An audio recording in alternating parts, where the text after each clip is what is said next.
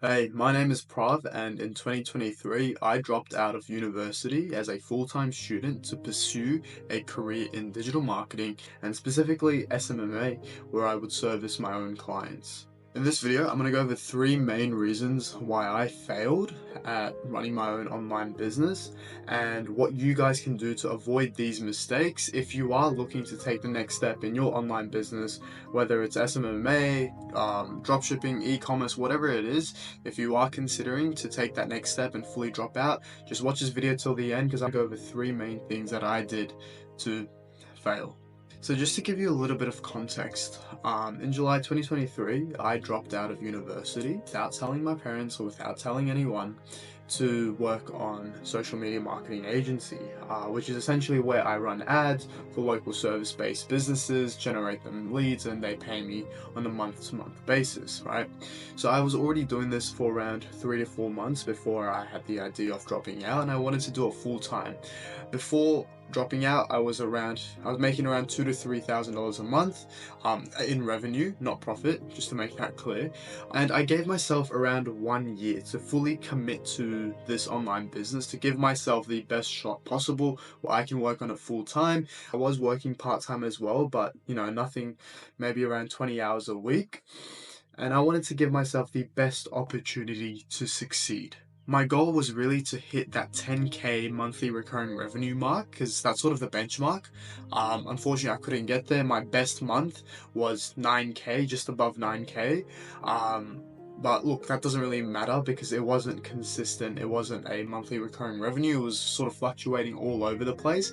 And that was just because of lack of systems, lack of service delivery, not doing the right things for the right time, and just an overall lack of consistency. Anyways, the first reason I failed is because of thinking I was special and an exception to specific standards and just non-negotiables. As an entrepreneur, you should have your daily non-negotiables. Essentially, it's just a standard that you have to complete these certain tasks each and every single day, regardless of how busy you are or how you feel. So in my case, in the earliest stages of an agency or any service-based business, you need to do a lot of outreach and prospecting, a lot of one-on-one manual sort of outreaching. A goal and a specific standard I set up for myself was to do at least 100 cold calls a day, or 50 emails a day, personalized emails, 50 IG DMs a day. And the biggest trap I fell into was just falling short of that target and not doing it on the days that I didn't feel like doing it. And all this did was just leave my calendar empty, meaning I didn't have any conversations with, certain prospects, and just overall inconsistency in revenue. All these roller coaster months was directly because of me only doing outreach when I felt like it or when I was motivated to do it. And no truly successful business operates on emotions or feels. The key to these non-negotiables, and they might be completely different for you and whatever sort of online business venture you're trying to achieve right now. The key to these non-negotiables is recognizing the difference between inputs and outputs, right? Outputs you cannot control. Outputs are basically the result of your inputs. Your inputs are just these small combined efforts that you put in each and every single day, and that's definitely in your control. I can't guarantee that I'm going to get 3 successful meetings booked each and every single day, because that's an output. What I can control is my input, so I can do 100 cold calls a day with an average of a 3% booking rate. That's something I can control, the 100 cold calls rather than the 3 meetings booked. That's a big reason why I personally failed, is because I would always fall short of certain targets that I needed to do and not do the things that I should have done regardless of how I felt. Second biggest mistake I made was unhealthy, toxic comparisons with other people. Look, I'm sure all of you guys have experienced this. And as young, ambitious adults, we often consume content from people and sources that we aspire to be. And this is great, right? Because it can motivate us, it can keep us accountable and push us to be the best version of ourselves. But an excessive amount of comparison just leads to analysis paralysis. Like you might find yourself in a rabbit hole of just unnecessary comparison, looking at a competitor's ads, looking at their landing pages, looking at their client testimonials, just generally pocket watching them in all aspects. All this will do is screw up your own success and how you view yourself and your competitors. At the end of the day, you can't control another person's success, and you can't control what they do in order to reach that success, because you'll never have a clear, complete picture of their goals, their business, their past failures, and what hasn't worked for them in the past. Because all you'll see is their successes, all you'll see is that they're doing amazing. And quite frankly, none of it matters anyways, right? You can't compare your year 1 to someone else's year 4 or year 5.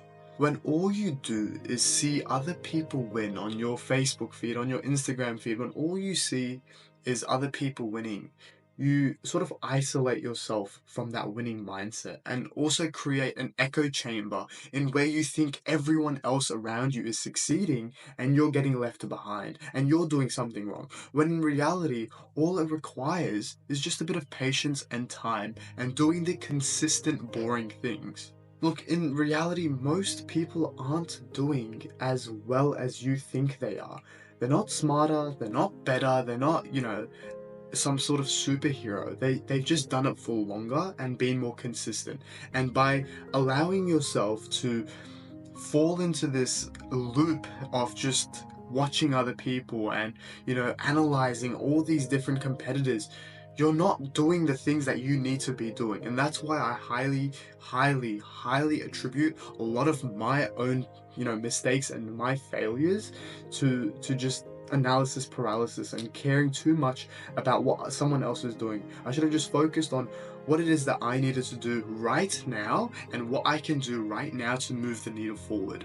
The third and final mistake I made, I'm not going to say final because I made a bunch more, right? But in terms of just the overview concept, I would say is not giving myself enough time, downtime or reflection.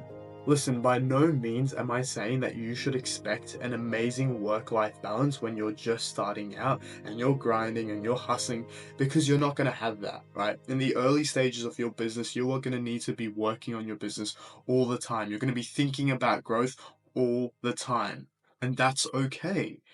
But I want to preface this also by saying, if at night you go to bed and in order for you to fall asleep, you need to put up your laptop, your YouTube video, and listen to just nonsense for hours to fall asleep, or even jerk off to stimulate some sort of mind-numbing experience, you are setting yourself up for failure. Because the only reason you need to play a video to fall asleep, the only reason you need to jerk off or have an orgasm to just numb your brain is because you can't sit with your own thoughts. And if you can't sit with your own thoughts, you can't reflect on what it is you did today, whether it was good, whether it was enough, or whether you're headed in the right direction, right? And the thing I'm talking about is reflection, right? Because without those key moments of reflection late at night, without those key moments of understanding where you're at right now so you can understand where you want to go, you will always be one step behind your competitor. You will always be one step behind. You will never have that mental clarity you need in order to achieve a successful, consistent business. It's such a simple fix, right? It's literally all it is just keeping your phone on the other side of the room before you go to bed. All it is just reading a book 20 to 30 minutes before you go to sleep, not getting any exposure to blue light, looking at videos. You'll, number one, increase your quality of sleep. You will increase the amount of sleep you get, and you'll just wake up a bit more clear-minded, understand what it is you'll need to do because you're more well-rested, alright? So those are the three main reasons I would say that not caused me, but the three main mistakes I made when dropping out and trying to focus on my online business full time. Look, it's definitely not an easy decision, okay? And I'm back in university now full time. I'm still doing the same degree I was doing before. It's in marketing and media, and I know this is a field that I have a strong passion for. So right now I'm also looking for positions in sales and marketing right now. Maybe it was just a bit unrealistic to achieve my life goals in 1 year, right? You know what I mean? So look, every day is an opportunity to get better at your goals or your skills. I've also recently made a free Discord community. If you want to join that, I just want to connect with you guys and just work on being better each and every single day, whether it's financially, fitness related as well, health overall. So feel free to join. Please subscribe and like this video so other people can see it. Maybe other people that are on this sort of crossroad where maybe they want to make that leap or maybe they don't want to make that leap. So yeah, look, I'll see you guys in the next video. Catch you then.